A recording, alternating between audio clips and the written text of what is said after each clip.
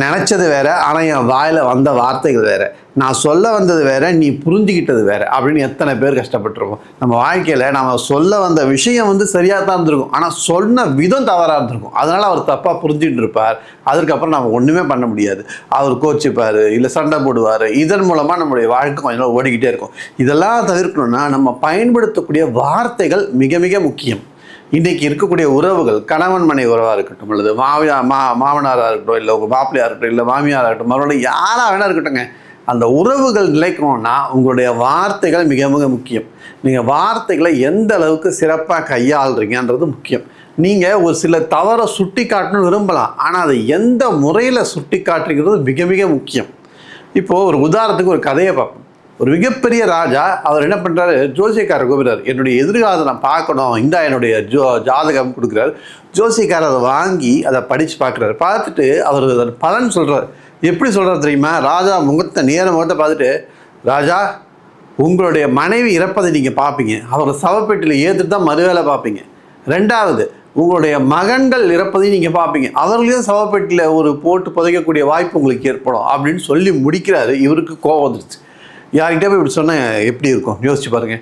அந்த ராஜா உடனே என்ன பண்ணார், உன்னை நான் சிறைச்சேதம் செய்கிறேன், உனக்கு ஏகப்பட்ட கடும் தண்டனைகளை விதிக்கிறேன்றார். அதே அரசவையில் காளிதாசர் அங்கே வந்தார். ஐயா, அவருக்கு நீங்கள் எந்த தண்டனையும் கொடுக்காதீங்க, அவருக்கு சில பரிசு பொருளோட கொடுத்து அனுப்புகின்றார். என்ன பரிசு கொடு? அவர் என்ன சொன்னார் தெரியுமா? உடனே காளிதாசர் அதே வார்த்தையை மீண்டும் சொன்னார். அவர் எப்படி தெரியுமா சொன்னார்? அவர் சொன்ன விஷயத்தை நல்லா காதில் வாங்கினு, ராஜா நீங்கள் ரொம்ப நீடூழி வாழ்வீங்க, 100 ஆண்டுகளுக்கு மேலே இருப்பீங்க, உங்களுடைய ஆயுசு ரொம்ப தீர்க்கமானது. எந்த அளவு தீர்க்கம் தெரியுமா?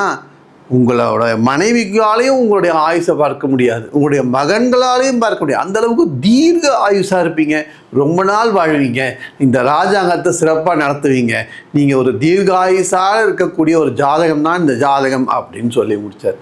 சொல்லி முடிச்சுட்டு ராஜா முகத்தில் ஒரு சின்ன ஒரு முருள் வந்துடுது. ஏன்னா நம்மளுடைய ஆயுள் நீண்டு இருக்குன்னு சொல்லியிருக்காரு, நிறைவாக இருக்குன்னு சொல்லியிருக்காரு, எல்லாமே நல்லா. இதைத்தான் நான் அந்த ஜோசியக்காரன் சொன்னான் அப்படின்னு கேட்டார். உடனே அவர் சொன்னார், இதையே தான் அவன் சொன்னான், ஆனால் அவன் சொன்ன விதம் தவறு. அதாவது அந்த ஜோசியக்காரன் பயன்படுத்திய வார்த்தைகள் அவருக்கு உடனடியாக குத்துமடியாக அமைஞ்செடுத்து அது உண்மையாகவே இருந்தாலும் அதை எப்படி சொல்லணுன்றது மிக மிக முக்கியன்றது இந்த கதையிலே தெரிய வருது. ஆக நம்ம வாழ்க்கையில் உங்களுடைய வேலையை செய்யும் இடமாக இருந்தாலும், உங்களுடைய வீடாக இருந்தாலும், நாம் எந்த வார்த்தையை எந்த தொனியில் எப்படி பயன்படுத்துகிறோம், அந்த வார்த்தையின் நாம் சில பேர் சொல்லுவாங்க வாழைப்பழத்தில் ஊசியத்தில் கூட எழுதிட்டு போயிட்டாங்கன்னுவாங்க. ஆனால் கிட்டத்தட்ட பார்த்தீங்கன்னா சில இடங்களில் உங்களுடைய வார்த்தைகள் கடினமாக இருப்பதை விட வாழைப்பழம் போல், அதாவது நீங்கள் பேசுவது மற்றவங்களுக்கு கனிவாக இருந்துச்சிங்களேன், அவங்களுக்கு அது உரைக்கும். கொஞ்சம் நேரம் கழித்து உழைக்கலாம், அது நீங்கள் உடனே உரைக்கிற மாதிரி சொல்கிறேன்ட்டு நீங்கள் உங்கள் மனசில் உள்ளதை அப்படியே சொல்லிட்டீங்க அப்படின்னா அது மிகப்பெரிய பிரச்சனையில் கொண்டு போய் முடியும். ஆக நம்ம வார்த்தையை எப்படி பயன்படுத்தும் நம்ம வாழ்க்கையில் மிக மிக முக்கியம். நம் வார்த்தையை அழகாக கையாளுவோம், நம்மளோட வாழ்க்கையை அழகாக்குவோம். மீண்டும் இது போன்ற அருமையான கதையும் கருத்தையும் கேட்பதற்கு Karthik Kumaran Impress YouTube channel subscribe செய்யுங்க. கீழே இருக்கக்கூடிய கருத்து பேட்டில் ஒரு கருத்து அறிவிங்க.